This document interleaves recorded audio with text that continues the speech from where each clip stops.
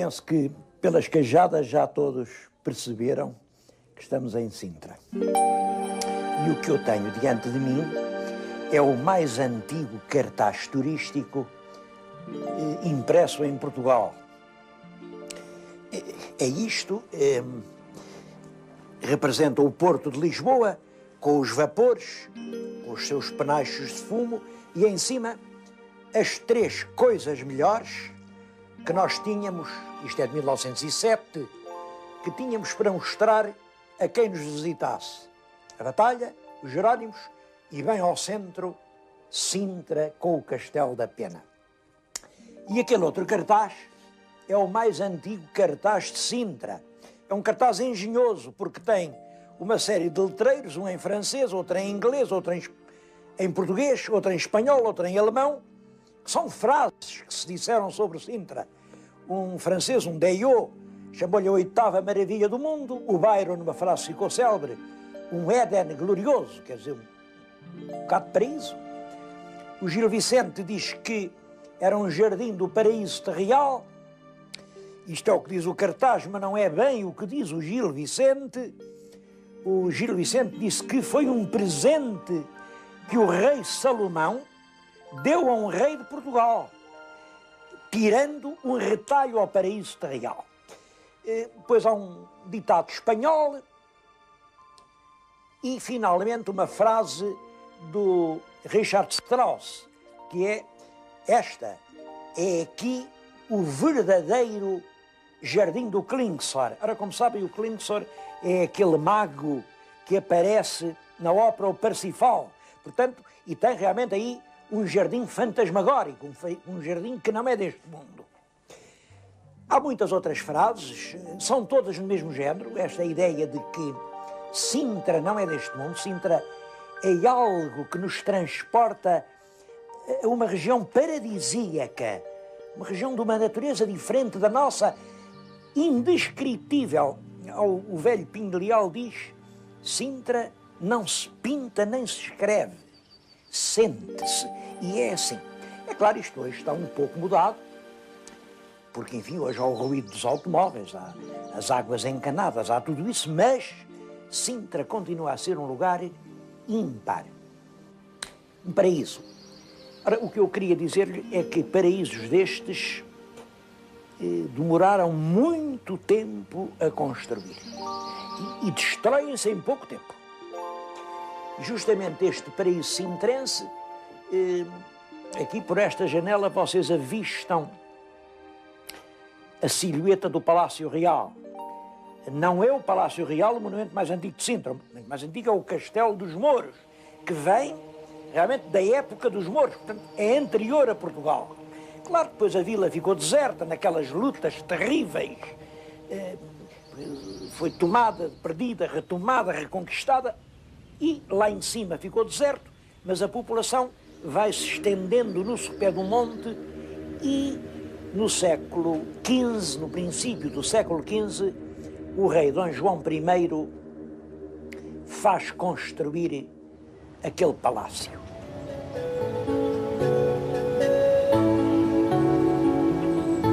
Por cima daqueles grandes arcos ogivais havia apenas uma sala. Essa sala era o palácio e é esta em que nós estamos. Eu penso que realmente este lugar é o lugar mais ilustre de toda a história de Portugal. Foi aqui que viveu e esteve o rei Dom João I, fundador da dinastia. Foi, por exemplo, aqui que morreu a rainha Dona Filipa de Lencastre, aquela célebre cena que todos contam nas vésperas da partida para Ceuta. Foi aqui que se passou. Aqui esteve o rei Dom Duarte, aqui esteve Dom Afonso V,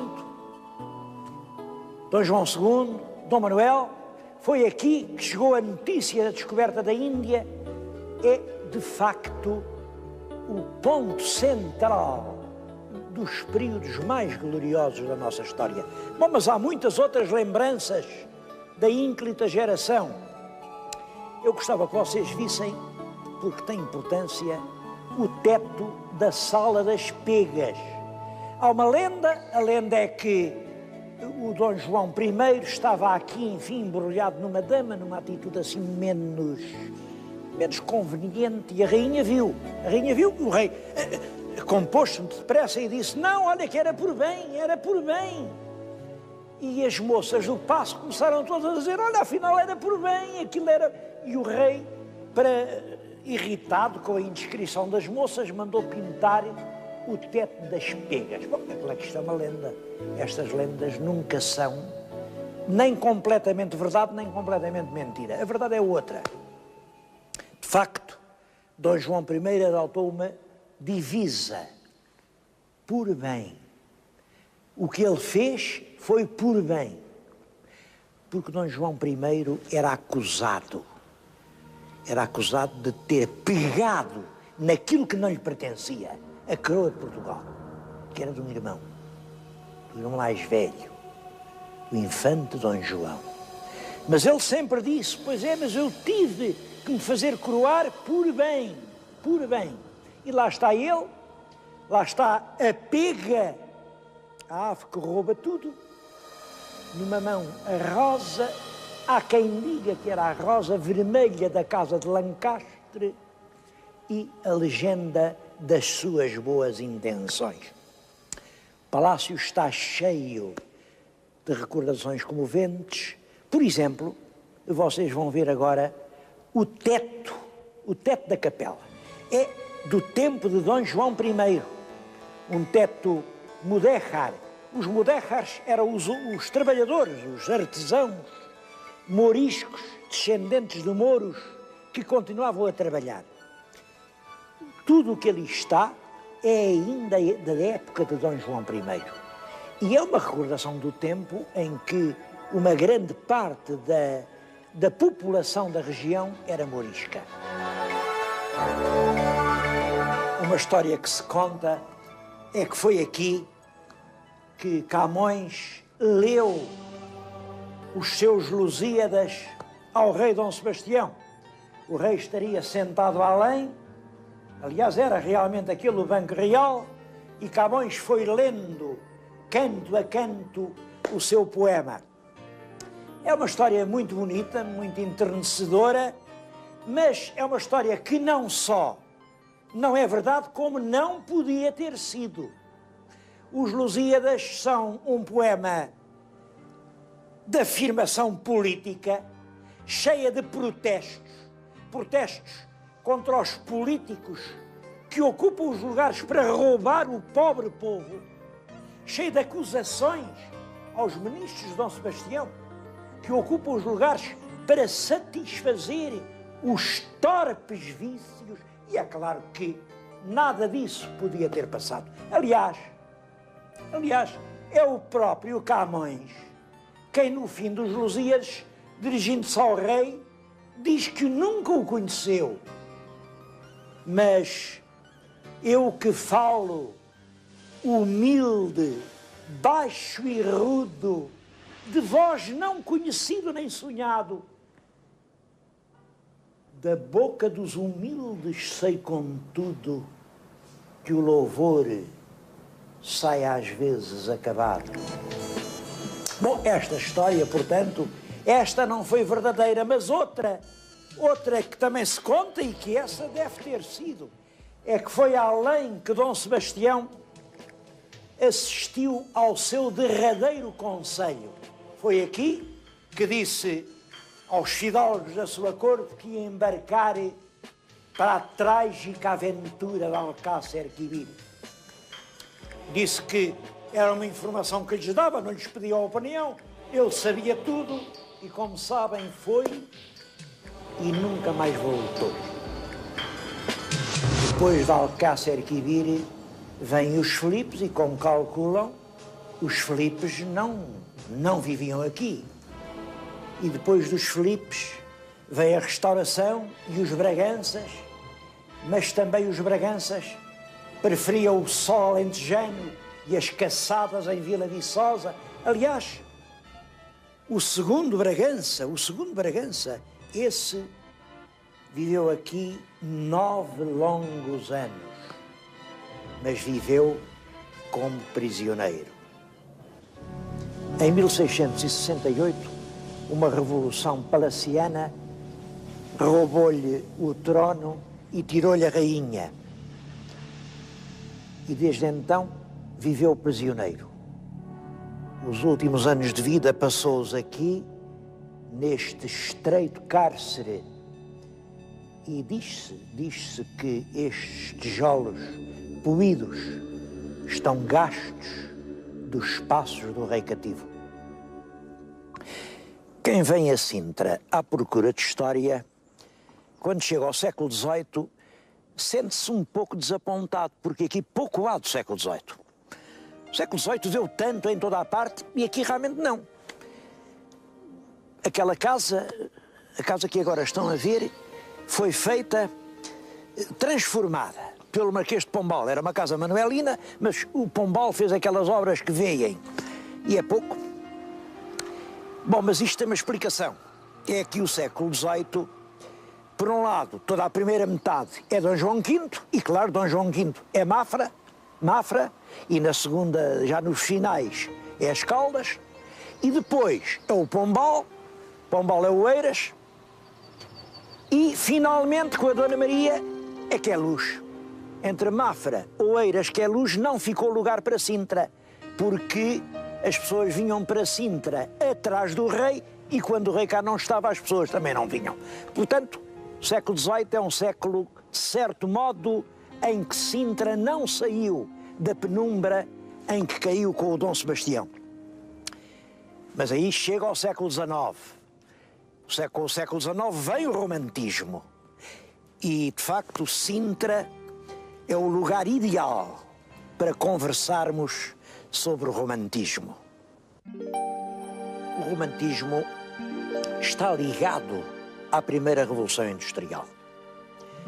Aparece o vapor como uma nova energia, aparecem as máquinas, os grandes teares, as viagens, o algodão, indústrias, e com tudo isso aparece um novo mundo de gente rica que agora pode também ter a sua cultura e que não aceita as regras demasiado rígidas da sociedade anterior. Há, portanto, um novo jogo, novos padrões, novos gostos, e é a tudo isso que se chama romantismo. Ora bem, reparem que em Portugal, e quando isto acontece na Europa, pode-se fixar a data 1800, em Portugal não há máquinas a vapor, não há grandes negócios, não há nada disso. E isso explica uma coisa, que aqui em Sintra, os grandes monumentos românticos que os há não são obra de portugueses.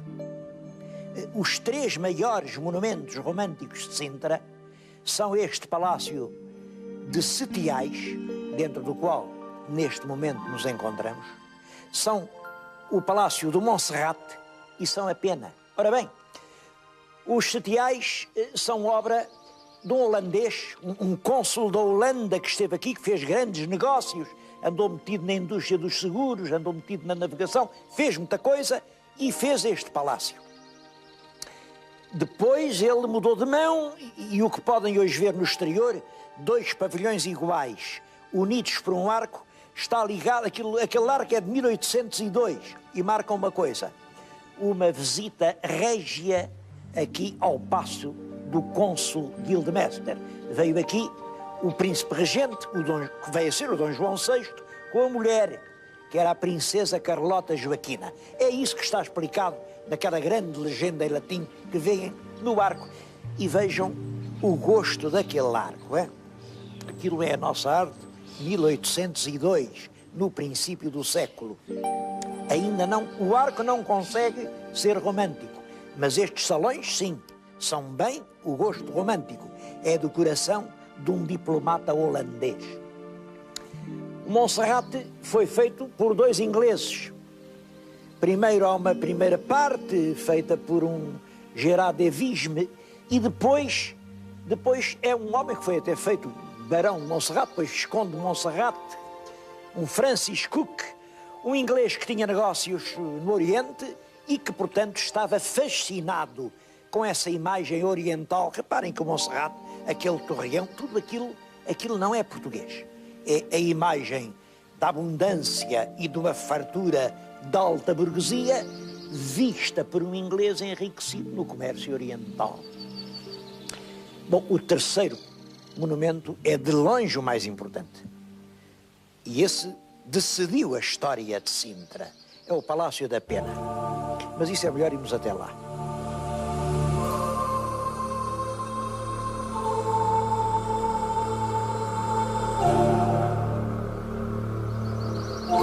A Pena era uma ermida no alto do monte, apenas uma ermida. Mas foi aí que o rei Dom Manuel, no século XVI, estabeleceu um convento de frades jerónimos. Eu estou exatamente a falar-lhes diante do altar do convento dos Jerónimos. Claro, a gente hoje diz Jerónimos e pensa no monumento lá debaixo de Belém. Mal, porque aquele era um convento de frades jerónimos, como este era um convento de frades jerónimos, e houve vários outros, porque os frades jerónimos eram muito da predileção do rei Dom Manuel. O convento manteve-se até ao século XIX. No século XIX, com a secularização dos bens da Igreja, isto foi abandonado, esteve há algum tempo sem ninguém e depois foi à praça. Foi vendido em Almoeda. E quem comprou por 400 mil réis, foi o rei consorte, o marido da Dona Maria, Dom Fernando de Saxe-Coburgo-Gotha. Penso que a ação do Dom Fernando aqui deve ser recordada com muita homenagem.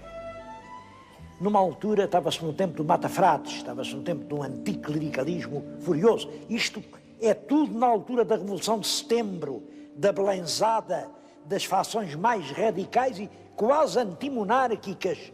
Pois Dom Fernando refugia-se um pouco nestas obras, mas em vez de deitar abaixo o que restava do convento manuelino, restaura com atenção, com um carinho incomparável.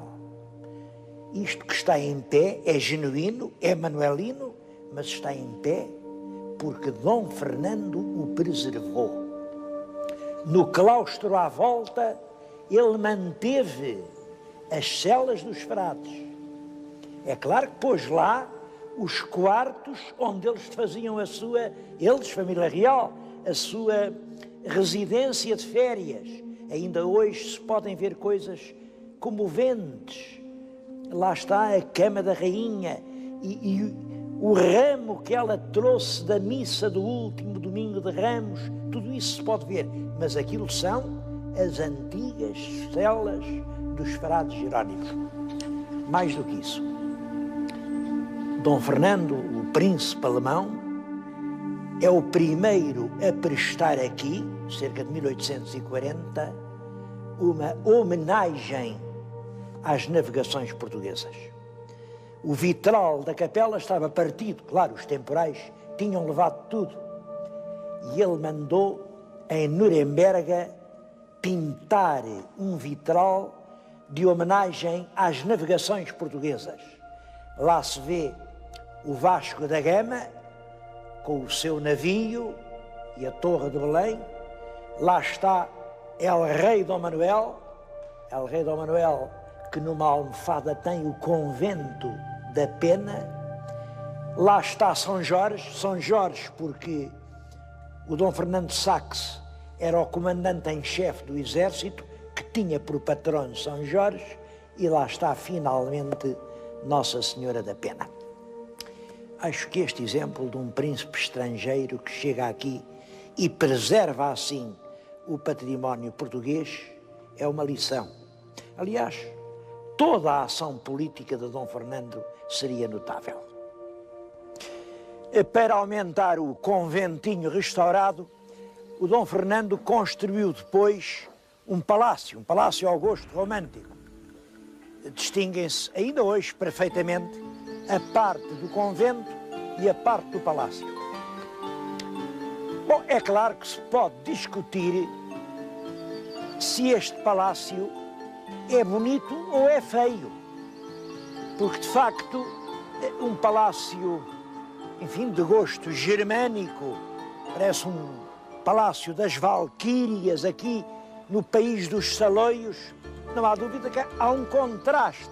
Além disso, o palácio é bastante pastiche, tem românico e tem manuelino e tem gótico e tem árabe. É uma mistura de todas as coisas, exatamente conforme o gosto romântico. Pode-se discutir. Agora, uma coisa é certa. Se fizéssemos um plebiscito, o palácio ganhava por imensa maioria. Os portugueses gostam, os portugueses veem neste romantismo exuberante do Palácio da Pena a flor da raiz que eles não tiveram. Este seria o prémio de um romantismo para o qual não houve condições em Portugal. E penso que isso explica a simpatia, a atração que a Pena continua a exercer sobre os turistas portugueses. Além disso, foi realmente a construção do Palácio da Pena, Palácio Real, para onde vinha nas férias os reis, que vem modificar o destino de Sintra. Sintra, que pouco a pouco se tinha apagado durante o século XVIII, volta agora, sobretudo depois de 1850, depois da regeneração, a ser o grande centro social de Lisboa. Sintra está no centro das predileções do lisboeta Janota. Como sabem, o Carlos da Maia vinha aqui numa caleche, pela estrada fora. Diz que nessa altura não se via uma casa entre Sintra e Lisboa, era tudo uma grande charneca. Havia umas casitas no Cacém, onde eles paravam para matar a fome. Pois era para ali, para a Lawrence, que eles iam, os namorados lisboetas. Que pena que faz ver a Lawrence. É o mais velho hotel da Península. Já lá esteve hospedado o Lord Byron. Mas eu chamei este programa A Pena e a Peninha. Foi muito intencional. Estamos na Pena. A Pena é um dos morros que dominam Sintra. E a Peninha é outro dos morros que dominam Sintra. Vamos a um e a gente deslumbra-se, fica-se perfeitamente extasiado a vista que se domina do alto da Pena. É um sonho, de facto é. Mas olhem que da Peninha não é menos. Aqui é mais terra, rio, casario. Na Peninha é mais o mar, a longura. A Peninha era o faixo que os mariantes avistavam quando vinham na carreira da Índia. Os lugares são aproximadamente iguais. E apesar disso, quem é que em Portugal não sabe o que é a Pena e quem é que sabe o que é a Peninha? Creio que a razão está nisto. É que a Pena encontrou um príncipe culto, inteligente e de bom gosto que a valorizou, ao passo que a Peninha foi comprada por um capitalista matarruano de muito dinheiro que pôs lá em cima aquele prédio escalavrado que é realmente um pecado inexpiável. A gente olha para a Pena e encanta-se, e olha para a Peninha e arrepia-se. E esta, para mim, é a lição de Sintra. De facto, aqui a natureza é extraordinária, mas a cultura aliou-se à natureza, porque entre natureza e cultura há uma relação parecida com a que há entre o diamante e a lapidagem. Claro que, se não houver diamante, não pode haver lapidagem. Mas se não houver lapidagem, não há diamante que brilhe. E esta pena é um diamante lapidado. Eu acho que concordam em que ainda hoje vale a pena visitar Sintra. Mas há lá um lugar célebre, onde eu não os levei.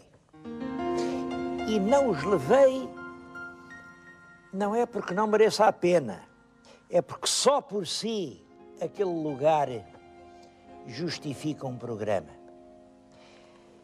É um ponto do Palácio da Vila a que os guias chamam a Sala dos Brasões. Claro, Sala dos Brasões, porque o teto é assim. É um teto cheio de brasões e eles dizem, olha que bonito que isto é, ao meio está o rei, à volta estão os filhos do rei, os senhores infantes, e a todo o redondo da sala estão as grandes famílias da nobreza portuguesa. Bom, isto é o que eles dizem, mas o que não dizem é que não são todas. Há uma que era a primeira e essa não está lá. Os Lencastres, os netos de Dom João II, a família que veio a dar os duques de Aveiro. Eu julgo que a significação é esta. Fazia então cerca de 40 anos que no andar de baixo tinha expirado El Rei Dom Afonso V. Não faltou quem dissesse que aquela morte foi estranha. E sucede no trono Dom João II, um rei poderoso, um rei que acredita no poder central, que manda matar o Duque de Bragança, manda matar o Duque de Viseu, sacrifica os nobres e que instala um regime de terror até ao ponto de ficar sozinho. Sucede-se Dom Manuel diz que não, que é preciso chamar todos. A família real está à volta do rei, mas à volta da família está toda a nobreza como uma grande família. E é isso o que este teto significa. Toda a nobreza como uma família responsável por Portugal. Eu sei que vocês hoje acham assim um bocado, bom, então que história é essa? Um país como uma família, mas esta era a ideia de um monarca no século XVI. Dom Manuel pensava assim. Ele era o herdeiro de um trono fundado por um antepassado dele que tinha criado realmente uma família reinante. Era o herdeiro de Dom Afonso Henriques, que criou a monarquia no berço de Guimarães. Nós entendemos isso melhor em Guimarães. Para a semana, venham comigo a Guimarães.